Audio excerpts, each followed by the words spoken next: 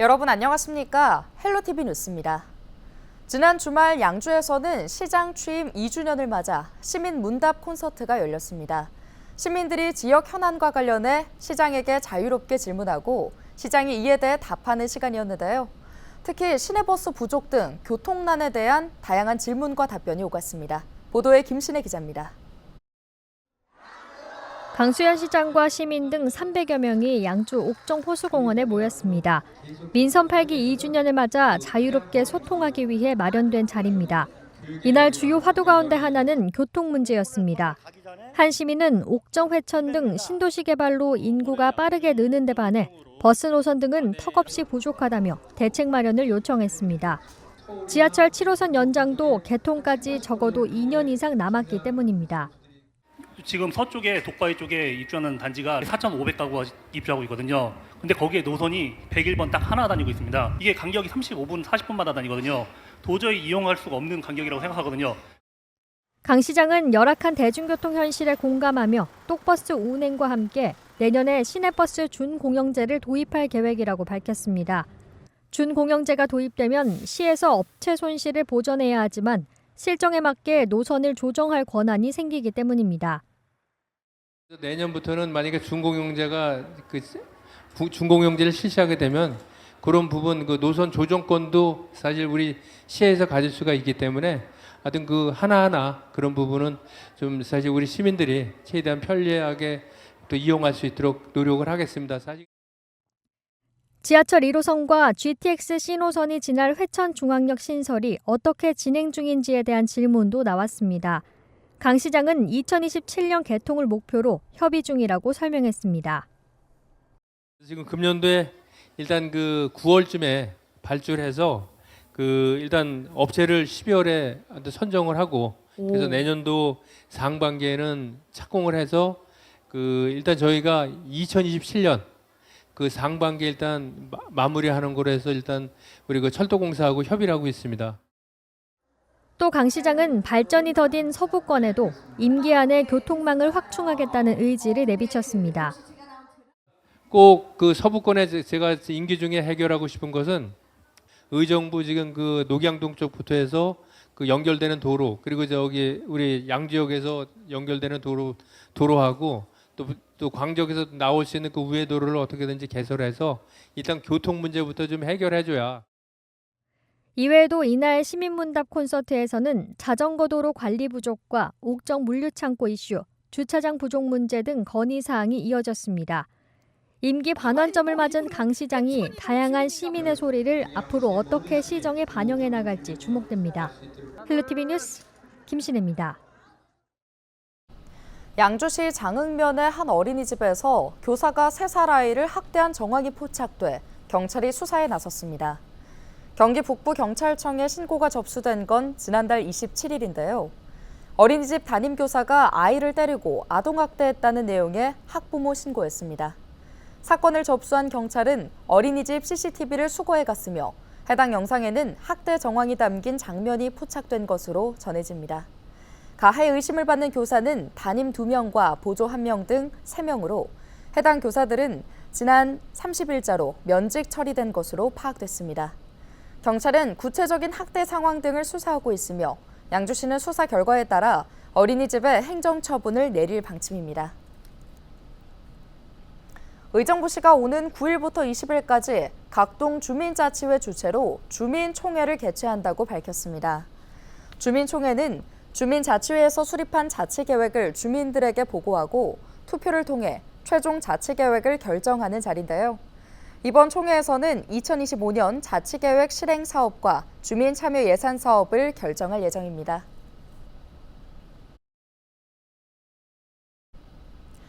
의정부 도시공사가 체계적인 도시발전 계획 수립을 위해 도시발전 자문위원회를 출범했다고 1일 밝혔습니다. 도시발전 자문위원회는 도시개발 관련 전문가와 내부위원 등 모두 8명으로 구성되는데요. 앞으로 의정부시 도시개발 사업에 대한 정책 자문 역할을 맡게 됩니다.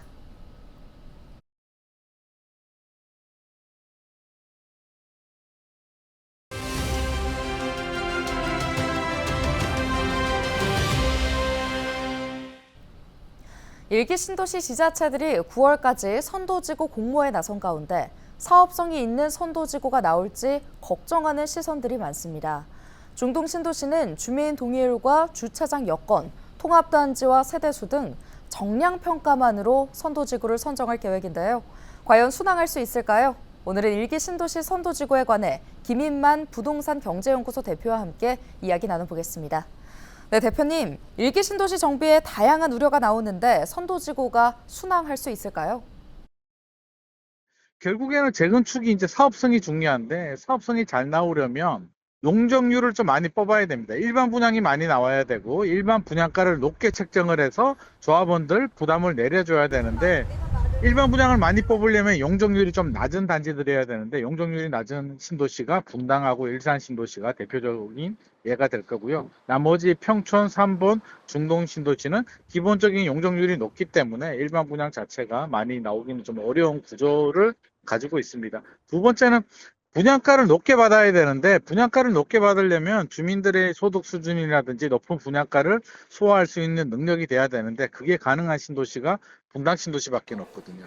결국에는 분당 신도시 정도 선도지구 정도는 정상적인 사업 추진이 가능하겠으나 나머지 신도시들은 선도지구 지정이 되더라도 사업성 확보 자체가 현실적으로 좀 어려운 부분이 있기 때문에 제가 볼 때는 속도를 내기는 좀 어렵겠다. 이게 난항을 겪을 가능성. 주민들이 결국에는 추가 분담금 문제 때문에 여러 가지 분쟁이라든지 사업이 좌초될 가능성이 높을 것 같습니다. 네, 이번에 부천시는 정량평가만으로 선도지구를 선정할 계획이라고 알고 있습니다. 사업성 평가보다 형평성 문제가 더 중요했을까요? 두 가지 의미가 다 가능하거든요. 하나는 뭐 법대로, 원칙대로, 숫자대로 하니까 분란의 소지를 줄일 수는 있는데 앞서서 제가 얘기했듯이 사업성이 잘 나오려면 역세권에 보다 좋은 입지를 가진 단지에 용적률을 많이 줘서 인센티브를 줌으로써 사업성을 좋게 해서 사업을 진행을 해야 되는데 예를 들어서 역세권이 아닌 단지에 뭐 사업성이 잘 안 나오는 단지인데 점수를 잘 받았어요. 그 단지가 선정이 된다면 결국에는 또 사업성 문제에 발목이 잡힐 가능성이 높기 때문에 제대로 추진이 안 되는 거고 또 반대로 정성적인 평가가 들어가서 역세권 주변 좋은 단지가 동의율이 좀 낮았는데 정성적인 평가로 선정을 하게 된다면 또 형평성 문제 다른 단지들은 무슨 기준으로 하느냐 우리가 돼야지 서로 먼저 진행을 하고 싶은 마음이 있기 때문에 또 분쟁이 생기게 됩니다. 그래서 중동 신도시 같은 경우는 이 두 가지 문제를 어떻게 해결하느냐 역세권의 사업성이 잘 나오는 단지가 다행히 그 점수도 잘 나와서 선정이 되면 베스트인데 그게 안 됐을 때는 또 다른 또 분쟁이 생길 수도 있기 때문에 좀 고민이 많을 것 같습니다. 지자체 입장에서는. 네, 물론 형평성 평가도 중요하지만 사업성에 대한 평가도 중요하지 않을까 싶은데요. 선도지구 지정은 좀 굉장히 중요한 부분이고 분란의 뭐 형평성 문제도 고려는 해야 되겠지만 저는 사업성이 좀 우선이 돼야 되지 않나. 사업성을 좋게 하려면 결국에는 용적률을 굉장히 높게 좀 줘야 되는데 용적률을 높게 주려면 준주거지역, 역세권의 준주거지역 정도 해서 용적률 500% 정도 주면서 상업시설도 좋게 하고 용적률도 높게 해서 이렇게 진행이 돼야 되는데 이게 정량적인 평가만 해버리게 된다면 저는 이런 부분에 대해서는 좀 문제가 되지 않을까 하는 좀 우려와 걱정이 좀 앞섭니다. 네, 국토부와 지자체 측에서는 이르면 2027년부터 선도지구 착공이 가능하고 2030년부터는 입주가 가능하다고 밝혔습니다. 가능할까요?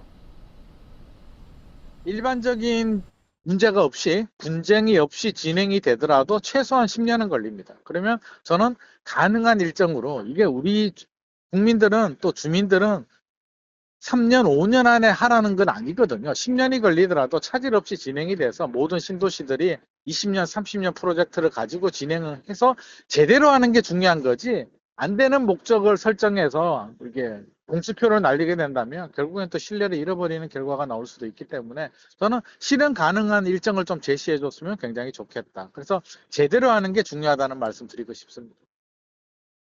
네, 오늘 말씀 여기까지 듣겠습니다. 김인만 부동산 경제연구소 대표였습니다.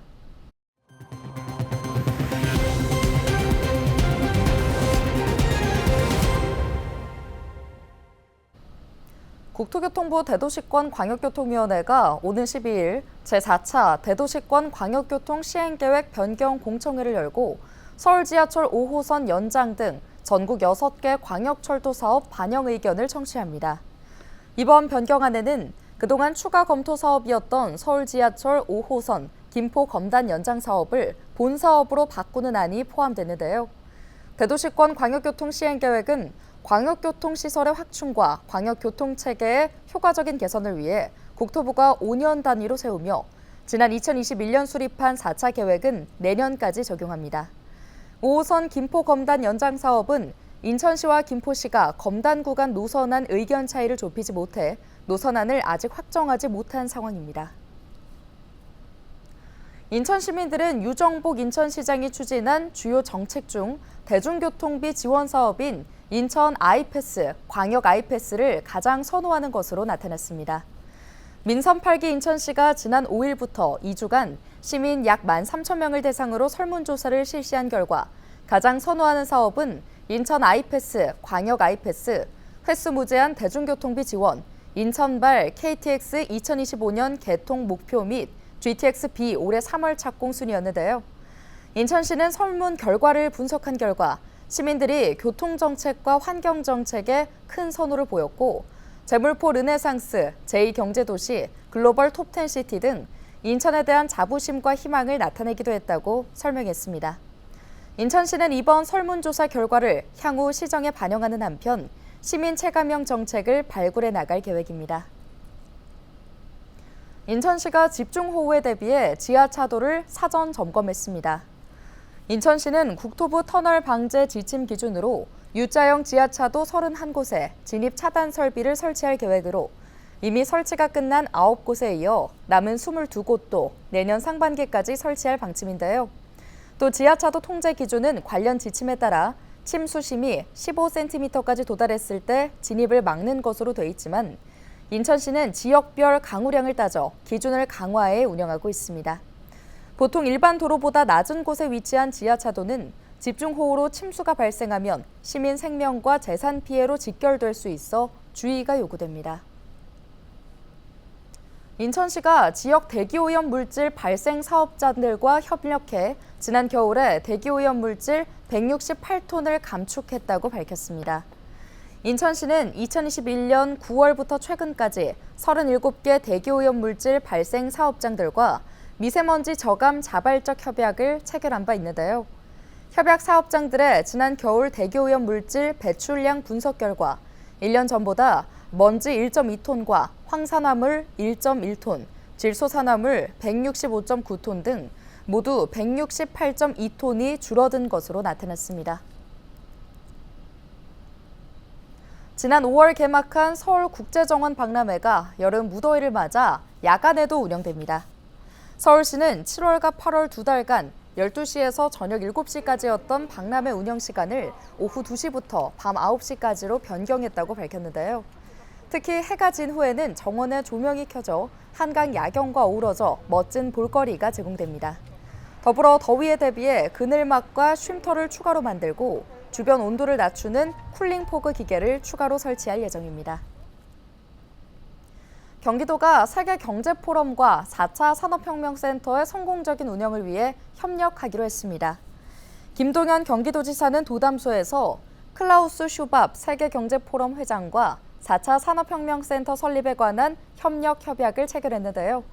협약 체결에 따라 도는 4차 산업혁명센터의 10월 개소를 위한 공식 준비 절차를 시작했습니다. 센터는 4차 산업혁명 대응을 위해 세계경제포럼에서 각 국가와 협의해 설립하는 지역 협력 거점 기구인데요. 미국과 일본, 독일 등 전 세계 18개 센터가 운영 중에 있습니다. 오늘 준비한 소식은 여기까지입니다. 함께해 주신 여러분 고맙습니다.